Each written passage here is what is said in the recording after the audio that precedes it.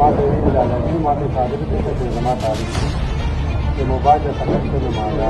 Mobile ما راته مال سکسان نه چې نه لا هغه څو چې دی بمړې وجل دي سید محمد کاکا وجل دي کته نه وای نه مال سکسان نه ما غل کسان نن تاریخ لا د کرپین سره روان صابر ما د आवाज راځي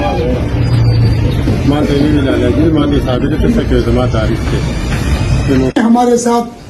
دو انٹریس مرڈر ہوئے تھے تو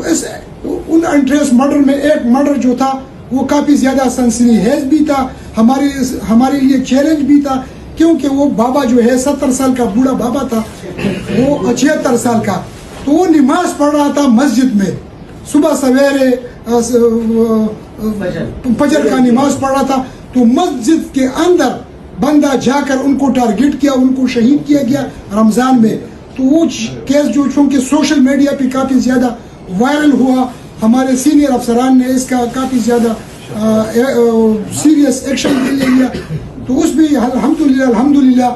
وہ جو کلر تھا وہ کلر ہم نے ٹریس آؤٹ بھی کیا، اس کلر کو ہم نے اریسٹ بھی کیا، اور اس کلر نے ایڈمٹ بھی کیا کہ چونکہ اس بابا کا ایک بیٹا ہے صابر ولد سید محمد، یہ سید محمد جو ہے یہ مقتول ہے، اس کا بیٹا ہے صابر، وہ جیل میں ہے۔ تو اس نے کہا کہ صابر ہمارے ساتھ، صابر کا رابطہ ہوا ہے پیسوں پہ، اور صابر نے ہمیں پیسے دیے تھے، اسی پیسوں پہ ہم نے یہ سید محمد کو مسجد میں جا کر وہ قتل کیا ہے۔ وہ ملزمان جو ہے شہاب ولد محمد زیب، یہ ڈوڈیر کا رہنے والا ہے، اور دوسرا ہے میراوس ولد حیات خان، یہ کلابٹ کا رہنے والا ہے۔ دونوں کو ہم نے اریسٹ بھی کیا، دونوں ملزمان نے ایڈمٹ بھی کیا۔ اس کا ایک تیسرا ساتھی ہے، وہ چونکہ اریسٹ ابھی نہیں ہوا ہے، نام چونکہ میں اس لیے ساری ایکسپوز نہیں کر رہا ہے کہ ایسا نہ ہو، سوشل میڈیا کا دور ہے، ایسا نہ ہو کہ اس کو پتہ چلے۔ تو انشاءاللہ تعالی ڈی پی او صاحب ثوابی نے، ڈی ایس پی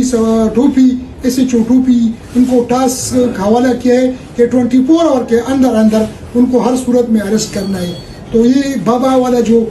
سید محمد والا جو انٹریس مرڈر کیس تھا وہ بھی الحمدللہ ہم نے ٹریس آؤٹ بھی کیا۔ وہ جو ملزم ہے یہ اس کو لے کے آئے ہیں، اس کا شہاب اس کا نام ہے ولد محمد زید، یہ ڈوڈیر کا رہنے والا ہے۔